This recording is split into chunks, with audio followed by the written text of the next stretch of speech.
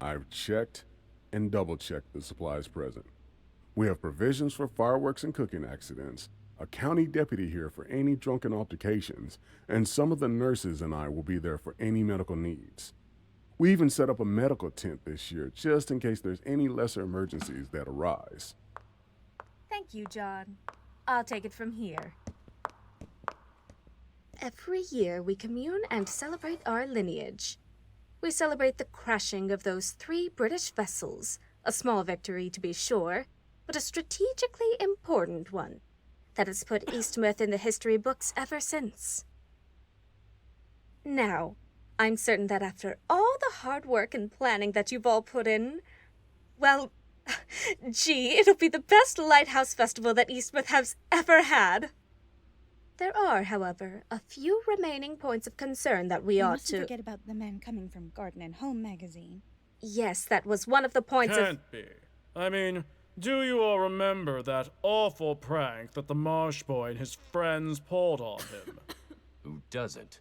Prank or not, I imagine Edward's escape and disappearance was more likely the cause of his displeasure. Need we remind you, Dr. Juilliard, that his displeasure is all because of you?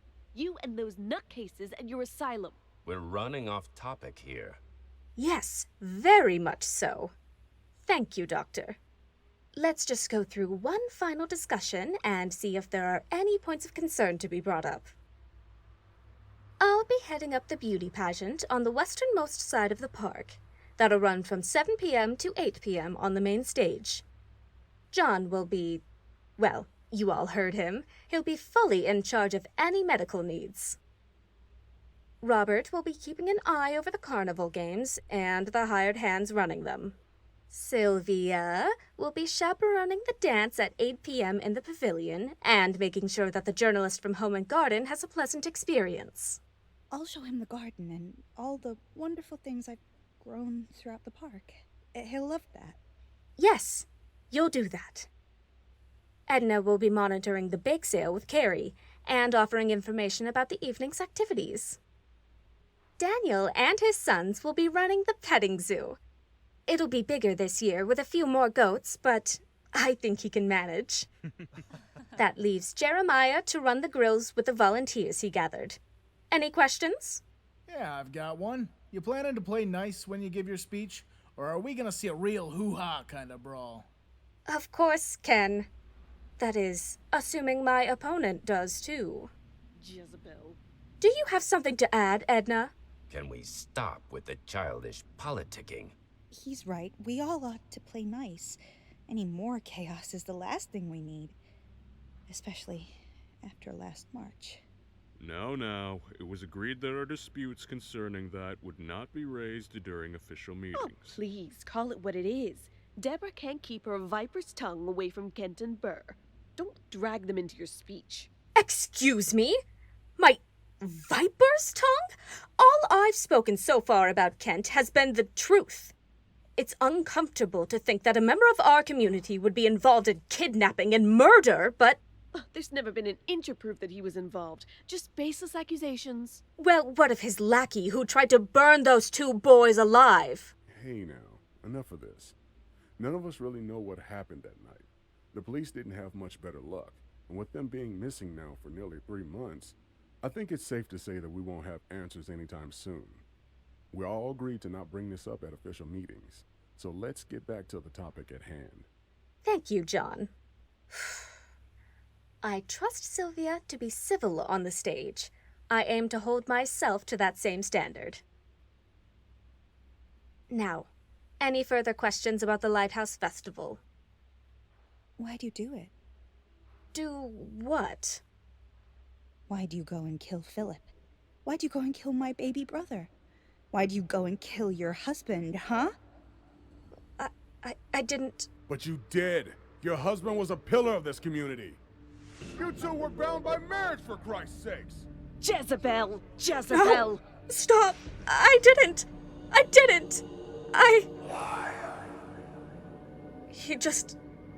He wouldn't let me be free. He wouldn't give me what I want. He wouldn't... Murderer! Betrayer! Killer! Harlot! Black Widow! I gave him just what he deserved. You feeling all right there, Deborah? You were unresponsive up there for nearly 20 seconds, gripping the podium real firmly, too. I'm all right. Just didn't eat much today. If any of you have anything to add, go ahead. I'm going to sit down.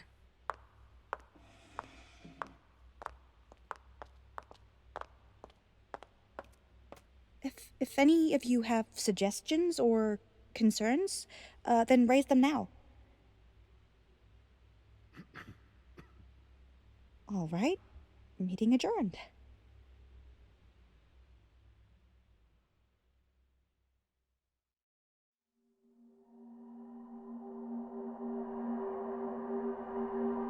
The Eastmouth podcast is written, produced, and engineered by DC Tullis. Based on the world created by DC and JD Tullis.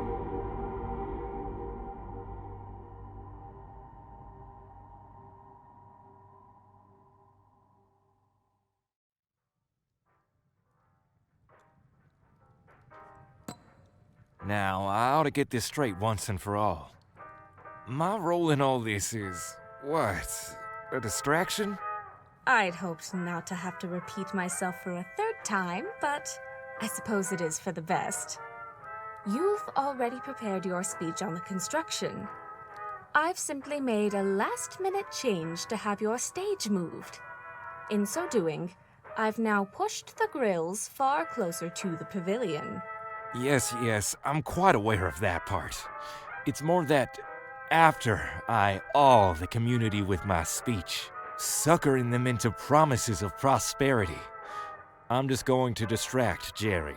Giving a certain drunk passerby the opportunity to knock over a particularly flimsy grill onto the row of rosemary that you've sprayed with kerosene, which will lead a path of flames racing towards the pavilion and the highly flammable ivy that Sylvia has spent the last few months cultivating. And of course, we can't forget Dr. Edwards, who will be busy with our fisherman friend with food allergies. You do have those connections, don't you? I still have a few reliable names through Xavier. 2 in total then. 1 to accidentally knock the grill over, which should be just out the immediate reach of the nearest stash of safety provisions. You have your plausible alibi, and why, little old me will be judging the beauty pageant, far, far away from the sudden fire. You're aware that someone might get hurt, right? Has that stopped you before? Besides, it's awfully unlikely. The pavilion won't be used to the dance. Jiminy Cricket, Aldo. You're more likely that one of those young things in their hand-sewn dresses breaks an ankle walking up the steps to that main stage.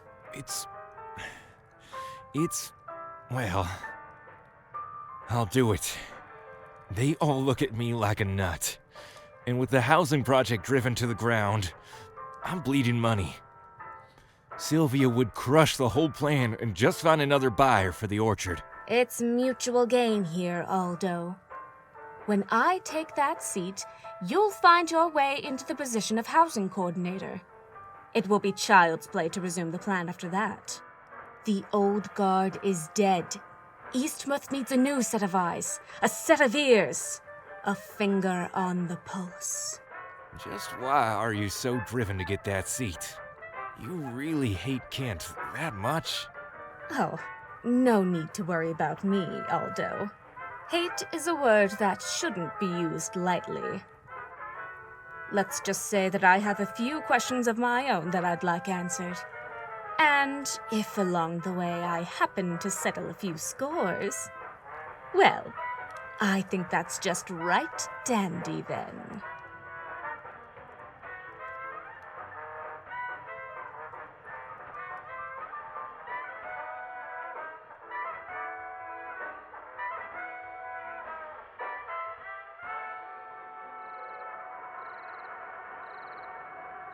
It was midnight on that Wednesday. Well, really Thursday by then. May 31st was approaching rapidly, and with it, the Lighthouse Festival. Eastmouth was abuzz with excitement during the day, or so it seemed as I carried out my usual routine of buying groceries each Tuesday and picking up a fresh bouquet of flowers on the ride back. I did this to keep myself social, and even more importantly, to keep up the appearance of being social.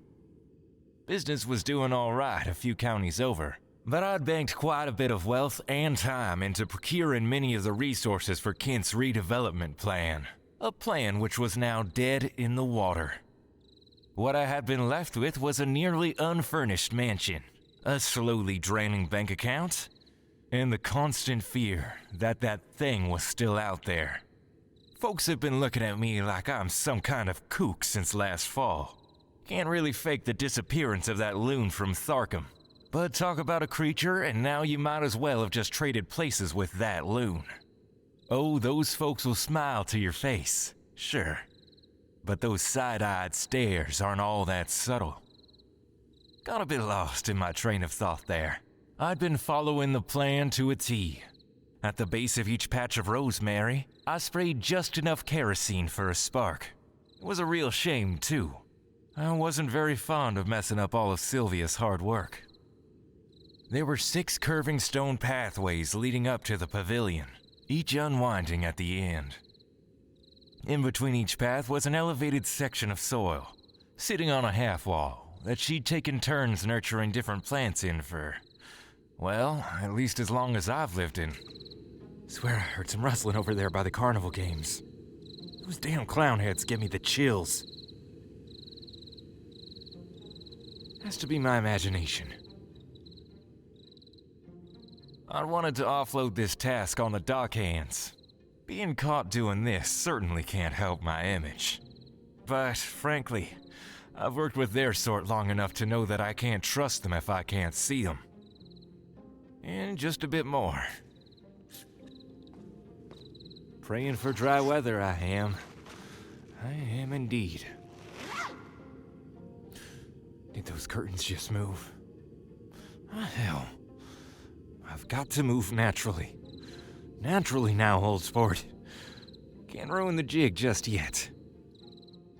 I'd carefully made my way through the rows of dining benches, past the lifeless carnival games, and all the way to the other side of the medical tent on the edge of the park, before I realized that I'd just gotten the spooks. Couldn't have been anybody there. No. But better to be safe than caught. Things would go back to the way they were. Even better, in fact. Once I pull off the development plan, I'll leverage it.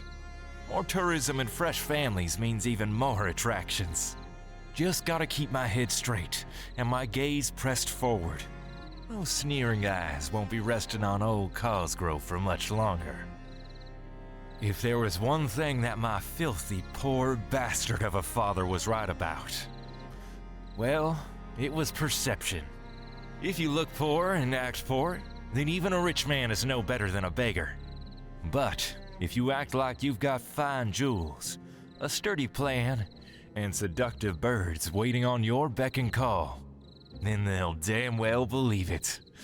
Oh yes, that they will.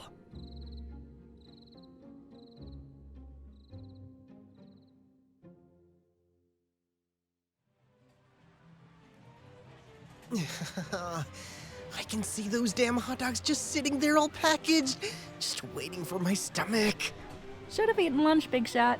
Yeah. You're just like my mother. I'm not so sure that's an insult. It's not. Oh, and look who's finally back. I was unaware that strawberry banana chocolate was a flavor until now. I'll take that now, thank you. You've just been culturally enlightened. Consider it a gift. Aw, I should have asked for one. Nothing's stopping you from going over there. But it'll take up room from the hot dogs. And besides... Huh? Is that Miss Beechworth? You're kidding me. She's all dolled up with Sylvia and... Is that the guy from Garden and Home magazine? Never thought I'd see his mug again. I guess she does have a life after class. Do you ever wonder what a teacher does during their summer months? I mean, they're free, right? Wash their car, nag at their kids, adult stuff. It'll be like that someday. Someday, high school's almost over. I'm pretty sure that makes us almost adults. June 8th. Mark the date. It's time to graduate? What a fucking stupid slogan. I've been thinking about graduation enough as is. Let's forget all about it and go feed the goats at the petting zoo. Apparently they doubled the number this year.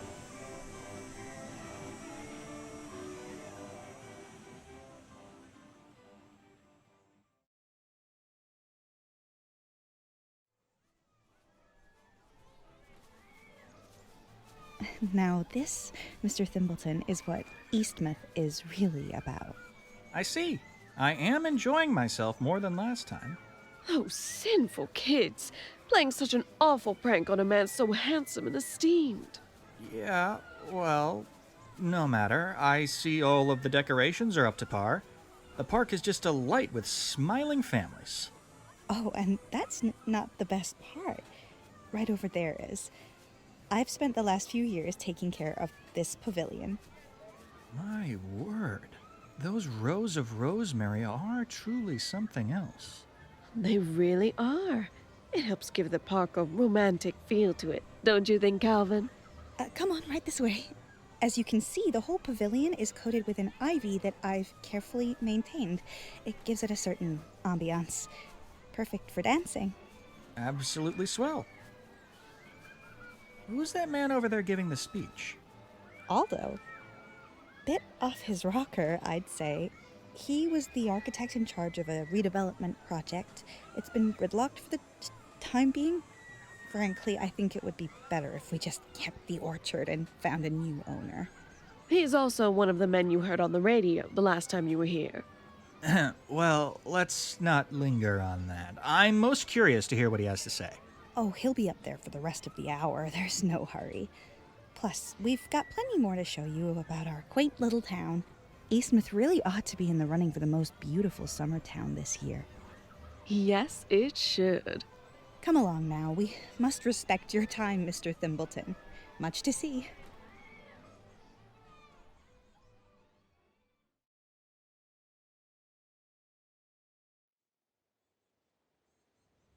All their beady little eyes on me, as it rightfully should be.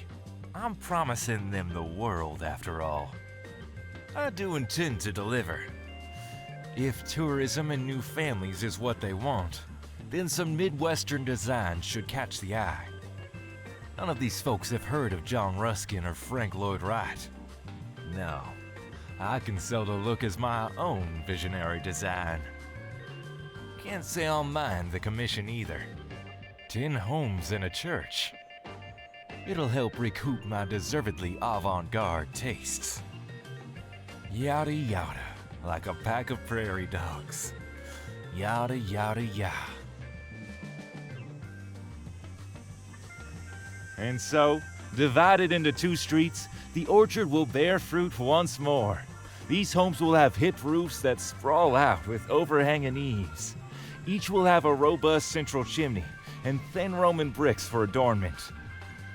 As you can see from these sketches, each home will have an original design in this style.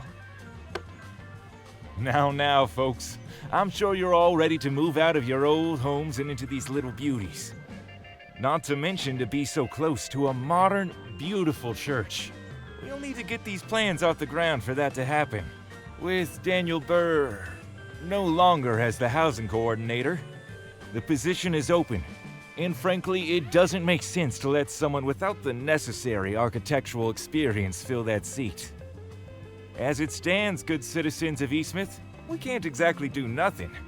That orchard is in a state of disrepair, and if we don't find a new buyer or go along with the development, then all we'll be producing is a rotting eyesore. Eastmouth deserves better than that. You folks deserve a confident leader that moves the town forward, not someone who is stagnant or aggressive. To return to the design of Oak Creek Lutheran Church once more, just look at the symmetry between the brick entranceways and the tall stained glass windows. Woo-wee. I've got to say, folks, I know I'd feel great waking up every morning to the sun shining on that building. and knowing that I helped contribute, knowing that all of us helped make it a reality. It seems that I've reached the end of my allotted time. Any closing questions? I know you've got your contacts, but would the construction see any money going into fix-it hardware? Absolutely, of course. We have our heavier equipment, but there'll be all sorts of odds and ends needed for a job this big. It'll be nothing but money flowing through the town. And a lot of hungry bellies being fed at noodle time. Any extra hands needed? My husband has plenty of dock workers that could use some extra cash in their pockets. Absolutely, Carrie.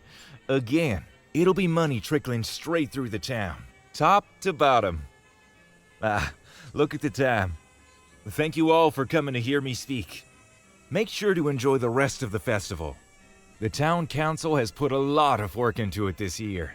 In fact, I hear that the fireworks are really going to be something. Folks, grilling time is now in session.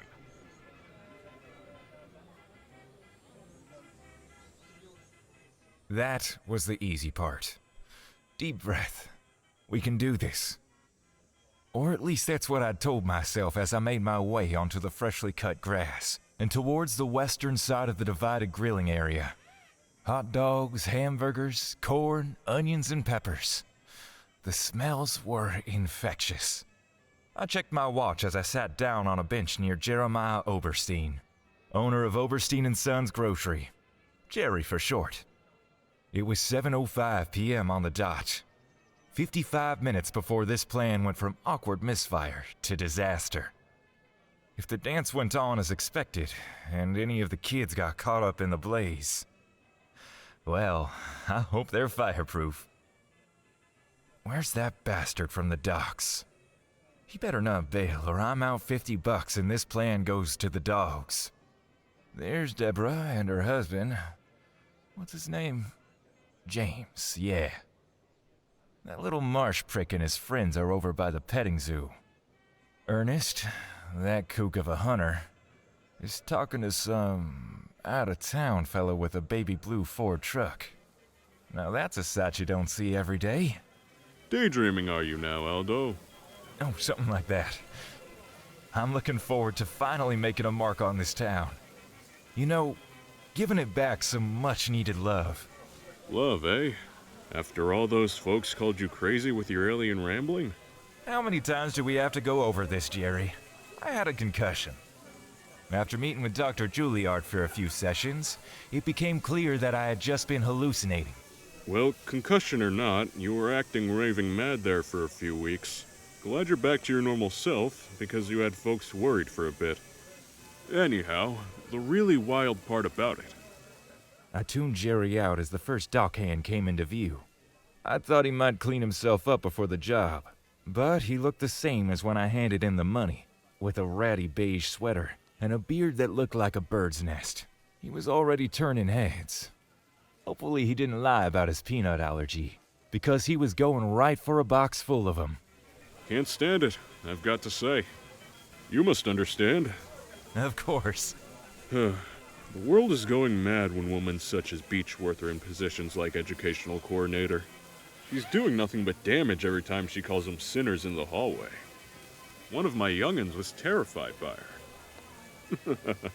Terry, my eldest, was telling me that when he was in the 7th grade, she came to class for Halloween dressed as a nun. Want to know the best part? What? She made them all change because they were giving demons a form or some nonsense like that. Lots of them weren't even wearing nothing under their suits, so they had to go right on home. No siree, the principal was not too happy when he heard about that. It's just crazy that... Oh, Lord. Are you alright, sir? I think this man is having an allergic attack. Now what's going on over there? Haven't the slightest. Doctor! Doctor, get over here. Can you speak, mister? Ate the peanuts. Let me look at him now. Allergic attack. His throat is tightening and his face is beginning to swell. I don't think the medical tent has what we need. We've got to take him to Angel's View. I knew something like this would happen. I can drive him there, Doctor. We're parked right over there. Yes, let's... Nonsense, honey. You've got your speech and the pageant. We haven't got any time to waste, Doctor. None of that matters. We must... At least focus on the speech, dear. You've put so much effort into it. Come on, Doctor. I don't care who drives. Just help me lift him. On 3. 1, 2, 3. Peanuts. What's next? Allergic to air.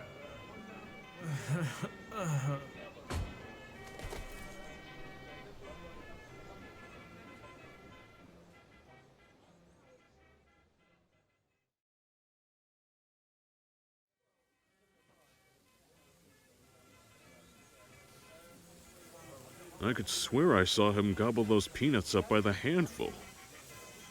What's the world even coming to these days? Everything was happening without a hitch. Jerry had noticed the dockhand intentionally eating peanuts, but he didn't seem to put any more thought into it than an accident. Sturdy alibis for the both of us. Even James was helping out. Knowing him, though, he's probably unaware of the plan. Friendly guy. Shame he's just not that bright. The car's leaving now. That's the cue. Where's the other dockhand? He should be here around now, blending in. I can't see him anywhere nearby. I knew there would be a hitch in this plan. Ah, hell! Think. Are they staring at me over there? Do they suspect? Calm down, Aldo. Calm down. Did you see that? Some folks ought to be more careful. Oh yes. Frankly, I'm just glad that Dr. Edwards was so prepared. What would we do without him? A pillar of the community. Well, he's not the only one. What you said about progress really stuck with me. Frankly, I'm just glad that someone is doing something to actually add to the economy. It's been... God, I didn't need Carrie Whitelock at that moment. Notorious chatterer. Infamous goody two-shoes. Where is the other dockhand? Bastard. I need an excuse to get rid of her, and find him without raising any suspicion.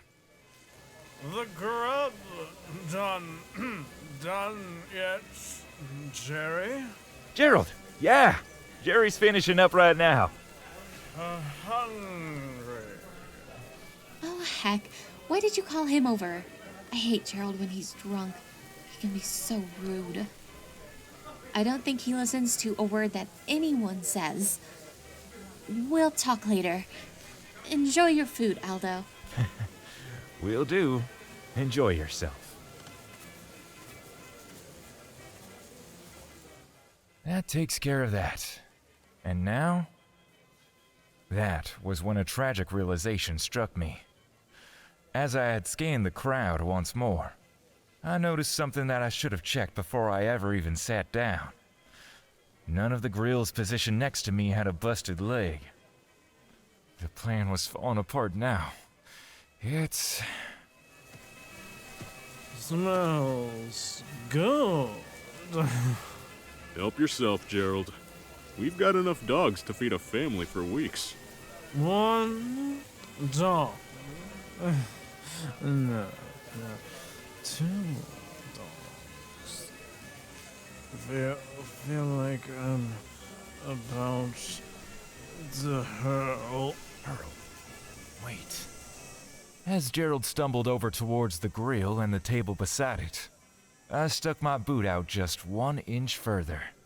And with just that smidgen of luck, calamity. Whoa there. That was close. Within seconds of Gerald's stumble, the two collided into the grill, knocking it over towards the edge of the rosemary. At the last second, I was able to pull Gerald and Jeremiah away from the blaze. But the damage was already done. Were it not for the ample kerosene at the edges of the farthest plants, the burning coals may not have reached their destination. But the plants caught alight immediately, and then the fire raced outward. Are you both okay? You're Sweet too heavens. damn heavy. It's ablaze! Holy Jesus! Is that a... I'm grabbing water. I'm grabbing it. That's vile, Gerald. I'm here. Others are coming. Oh, shit. It's already made it to the pavilion. We're going to need fire extinguishers or a lot more water. My babies. Have you been sinning lately? Call it an act of God.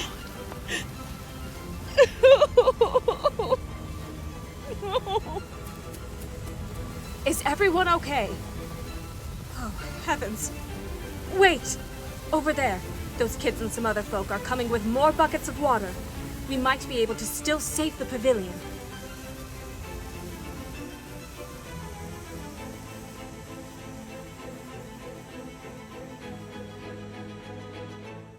Eastmouth does not have an official fire department.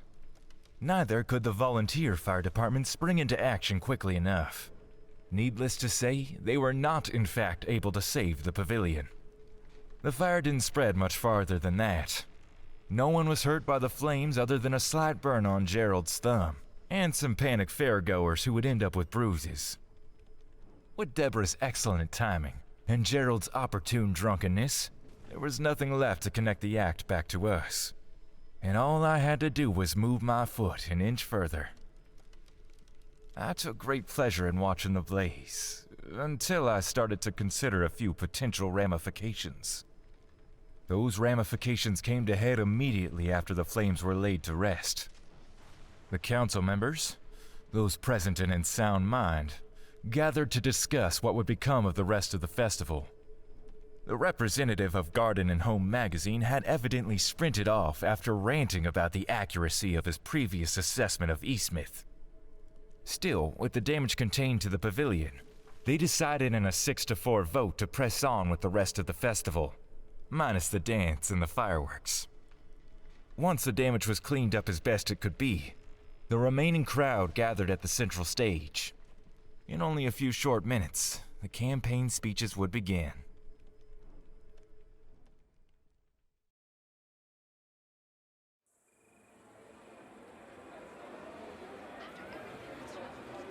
Yeah.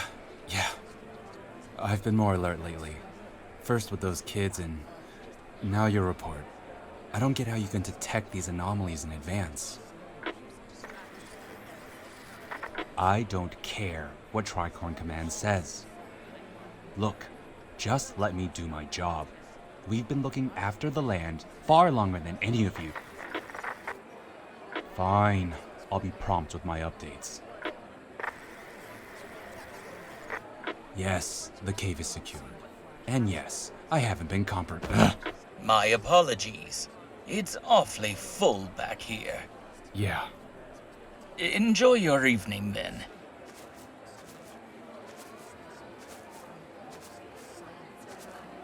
Now, where are the kids? Damn you, Elizabeth. I'm not a glorified babysitter. Welcome, everybody, to tonight's final event. In the next few minutes, those still in the running for council president and town clerk will give their speeches. Up first will be Deborah Sherbin, and here she comes. Hey, everyone. Thank you all for coming out tonight. I hope you've been enjoying the festival. I know that I have, minus that little accident earlier. Now, I'll try to keep this short and sweet. Aldo and I have been hard at work sketching up those plans he presented earlier today. No empty promises here. The second I'm elected, I'm setting the development of the church and the houses into motion. Eastmouth doesn't need to be stagnant. As you all know, we get much of our revenue through fishing, imports, and the Lobster Festival every July, but we're not much of a tourist town outside of that festival. Why not, I ask? The town is gorgeous.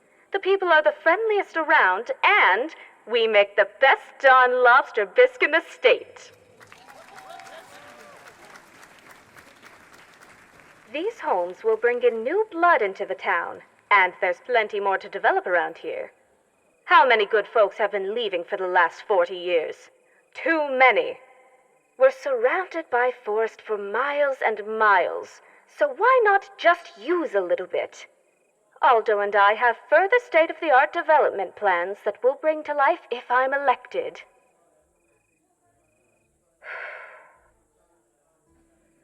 Now, I'm not one to usually do this, but this is important to me. Sylvia, my opponent, has been an active and vital member of our community, but what does she offer to move our town forward instead of back? She'd prevent any new real estate development. Heck, she'd seemingly rather the orchard rots. And what of tonight? She was the caretaker of those plants and the pavilion, yet all of them were highly flammable plants. Did she not think about what risks that may entail for a public park? And when the embers died down, was she checking to make sure others were okay? No, she had run off somewhere. She's an absolutely lovely woman, and my heart truly goes out to her. But lovely is not enough if you want your neighbors and town to prosper. Sometimes you have to be firm and true to be a good American. That's what my daddy always believed, and I stand by that judgment. We can move Eastmouth toward a second golden age. A vote for me is a vote that says the dreams and ideals that built this country can foster prosperity once more. Thank you all, and enjoy the rest of the night.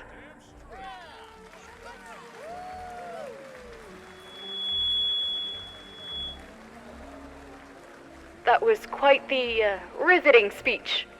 Well, her opponent is up next. Let's see what Sylvia has to say.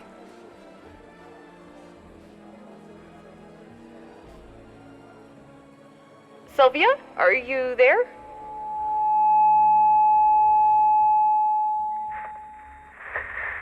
I thank my opponent for that wonderful introduction. There's value in traditions. There's value in honesty. And honesty is too important. And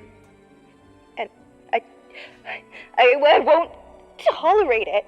That slander, you conniving bitch, Deborah. I worked for months on those arrangements, and then poof, up in smoke. Ha! First with the lies against Kent and Burr and Warchuck, all lovely men. Don't you see how cutthroat she is? You're all being misled. And now she even has the gall to try to assassinate my character right after a tragedy? Even more could have been hurt.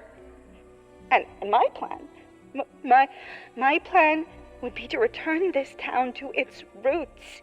We were a perfectly happy community before she and Aldo entered it, and we can remain, we can...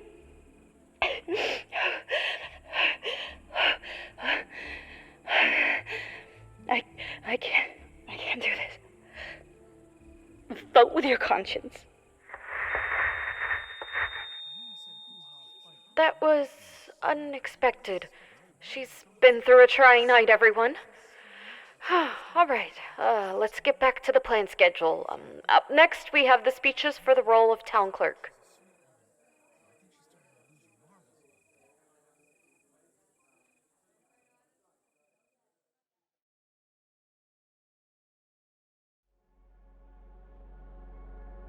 The plan was a success. It had went better than I'd ever hoped. And yet, it made me even more disgusted. Sylvia had connected the dots, more or less, and told the townsfolk the truth right to their faces. Those grubby little faces that ate Deborah's spiel right up with a grin. Poor bastards. The lot of them. Oh well. The future is looking up for me. This partnership might just be a royal flush in disguise, but only if I keep a close eye on my companion. I get the sense that Deborah, the real Deborah, is not who she portrays herself to be. Even the way she's presented herself to me in private seems to be yet another disguise. Maybe only a pretender can really spot another of their own kind. I guess only time will tell whether under that pretty, practiced smile, lurks a true vapor.